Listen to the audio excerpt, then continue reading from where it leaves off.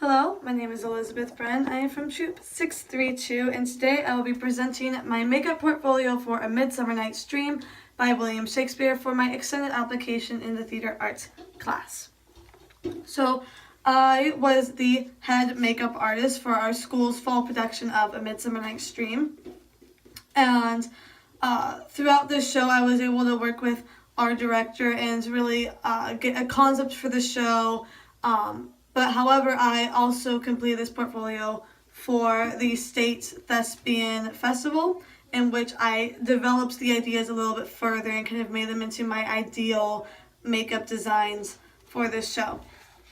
So to start off, I have my inspirations for the show. So I drew a lot of my inspirations from the natural world, specifically birds, because the characters that I chose to portray, there's the five kind of fairy figures, which are Oberon, Titania, Puck, the fairies, and the sprites. During the entire show, they kind of just float around in the background and kind of observe, and I think that that's very similar to birds in a way in which they can fly above the world, and you don't usually realize that they're there, or if you do, you don't take much notice of it, but they're always kind of watching and observing the world around them. So I chose to design my concepts off of these birds. For Oberon, I chose to design him based off of a crow, because Oberon is kind of this dark, gaunt, very kind of creepy character who's very has a method to everything that he does. And I thought that was represented well in a crow. And it had the color scheme, that kind of dark and appearance. And another thing with crows is that they kind of act as an omen of bad things yet to come. And I think that one of the significances that Oberon has in the show is that he's always kind of being one of the causes of some of the mischief that goes on throughout the forest and stuff like that.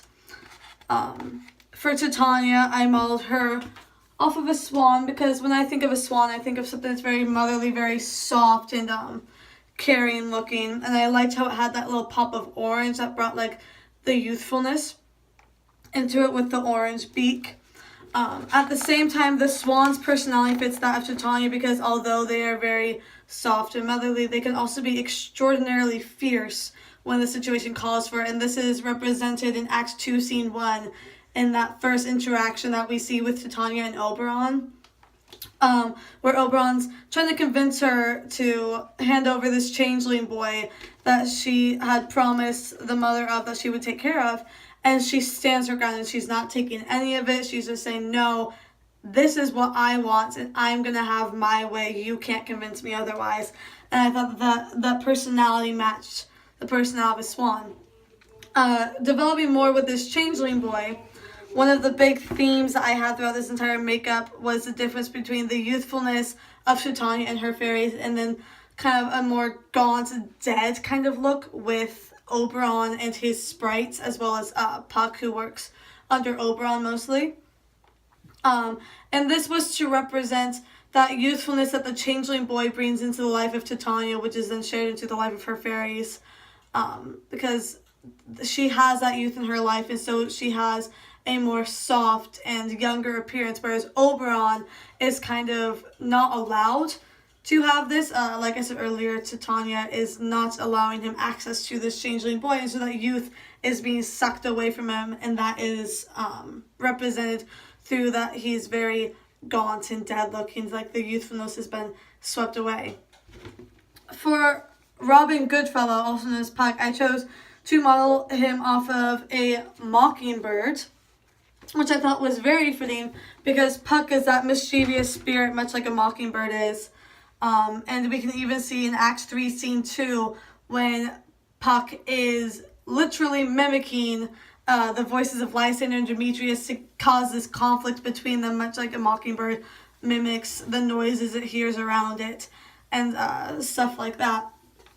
I chose to use kind of the blue coloring from the mockingbird, but I also wanted to make Puck's makeup more bright and stand outish, because Puck is a very stand out-ish character. For Oberon's sprites, I really want to bring in some nice colors, but integrate that with the same kind of dark look that we get from Oberon. So I chose to model them after Goldie finches. Goldie finches have this beautiful coloration with reds and greens, and then they have even a little bit of black on the face, and I really want to focus on those three colors. The greens was something that I was really looking for and that I thought was really important, because I want to have green in the makeup of both Oberon and his sprites to simplify the envy that he has for the Titania and for her ownership of this changeling boy, because he can't have that and he so badly wants that. So it's like the envy that he has is represented in his makeup. And then for Titania's fairies, I modeled them after hummingbirds, because hummingbirds, they have this very nice bright coloration. They're very small, so you can they usually make me think of something more youthful and more like with a young kind of beautiful feeling to them.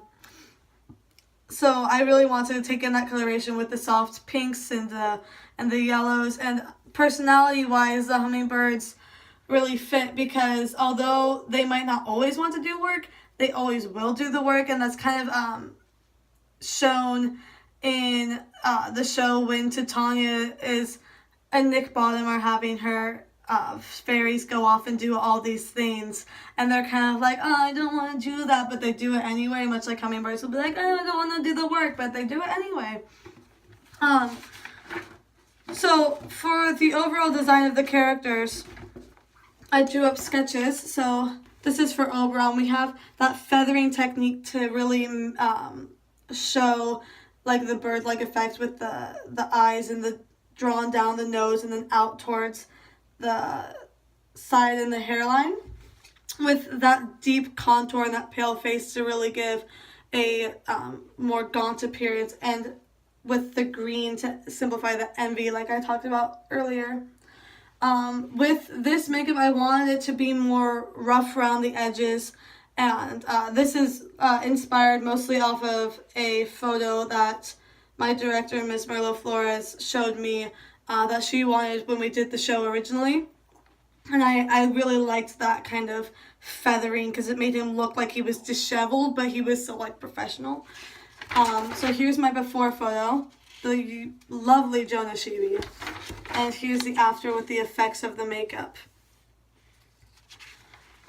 Next is Titania, and I very heavily based it off of a swan. Same thing with drawing the makeup down the nose and then out towards the hairline, except for her, I made her look a lot more put together. It's not as feathered out as you can see, but it's more of like a solid kind of wing shape. And I thought that really simplified how Titania is more of a put together character. She's less disheveled and less all over the place and trying to figure stuff out, because she has things fairly figured out in her head, and with the rosy cheeks and that kind of bronzed look to give her the youthful appearance. So here's the lovely Susan Ash before makeup and after makeup. The only thing that I had issues with the execution was getting that orange coloration on the eyes like I wanted to. It didn't turn out quite as dark as I wanted, or quite as bright, rather. But overall, I'm very happy with how the shape turned out, and it does quite represent a swan because of that shape and those colors. The next one is my personal favorite, Robin Goodfellow, or Puck. The theme with this one, it's, like I said, very much stand-out-ish. It's something that will immediately grab the audience's attention. And the difference between Puck's and the other ones is that where the other ones just come down the nose and out to the hairline and don't come onto the nose, Puck's does. And I did that on purpose because I want Puck's makeup to look more like a mask, because masks are often linked to people who are very deceiving, and you can't quite see through to the real picture. And with Puck, I feel like that's always kind of the thing, because Puck is told to do one thing and then does another thing and messes everything up. And it's kind of that deceiving nature that I wanted to have this makeup come across with.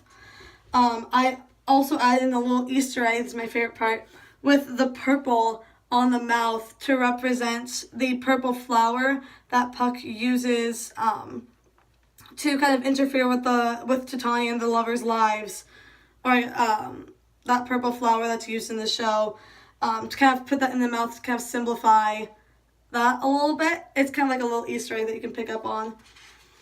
And so here's lovely Piper Nichols, my wonderful model, before and after. Again, I kind of went with the more gaunt appearance because Puck works mostly under Oberon's rule, and so I want to reflect that, and it makes the character look more creepy, which I feel like Puck can kind of have that creepy air around him. And then optional things I wasn't able to execute in this was I wanted to have yellow contacts because those yellow striking eyes can be like really like piercing. I thought that'd be really cool. And then something that our Puck, when we did the production, Madeline Holt did was she had fake fangs, which I thought were really cool. Disclaimers on the contacts and the fangs. Of course, you will need to have the actor practice in them a lot because it's going to be difficult to adjust to having that. It's going to make your speech a little more difficult, and the contacts might interfere with your sight a little bit. So if you're going to use them, definitely practice in them a lot. Moving on to the sprites. Again, I want to kind of keep it uniform with Oberon's, with that black kind of feathering out underneath the eye, but then adding the reds and the greens from the Goldie and Finches. This one I used myself as a model, so wow, look at her. And then the finished product.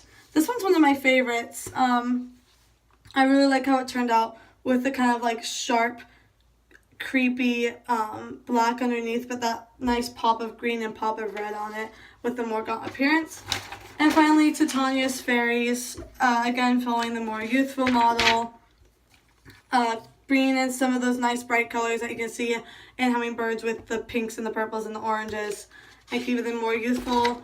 The wonderful Micah Nichols as my model this time, and the finished product, really getting that youthful effect and those nice colors again with the shape out to the hairline.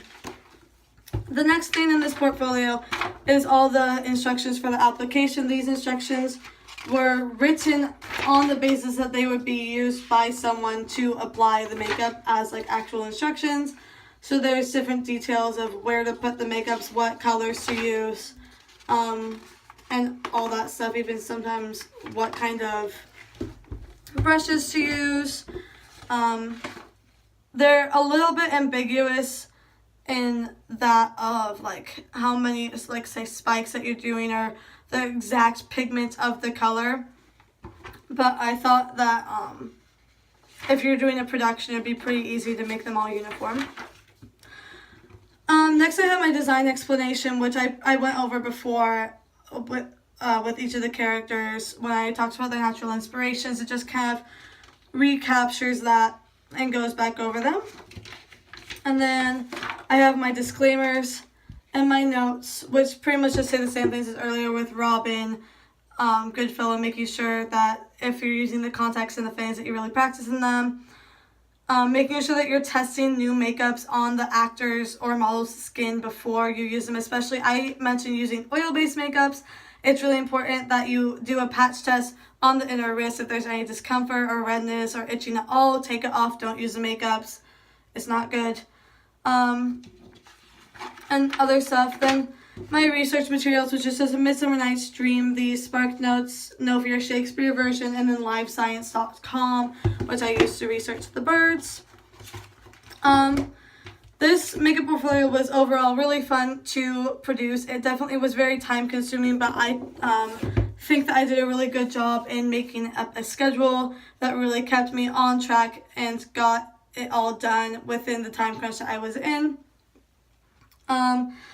I applied the skills of time management, like I said, really making that schedule and getting things done. Organization, making sure that I'm doing things in a set order and at a set time so that I don't get myself too jumbled and too confused on what's happening at what times.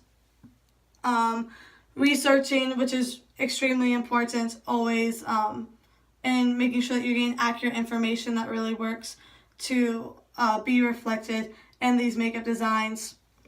And I think that all of these skills that I applied to this, and I also explication of literature, going through the text of A Midsummer Night's Dream and really pulling out key information about each of these characters that I could then transfer into the makeup designs, which would give justification for the designs. And I think that all of these skills are things that I can apply to other things in life as well, that will help me in my college career and even in my careers after college. So yeah, that's my makeup portfolio for my extended application for theater arts. If you have any questions, feel free to ask. But with that, I'm done. Thanks.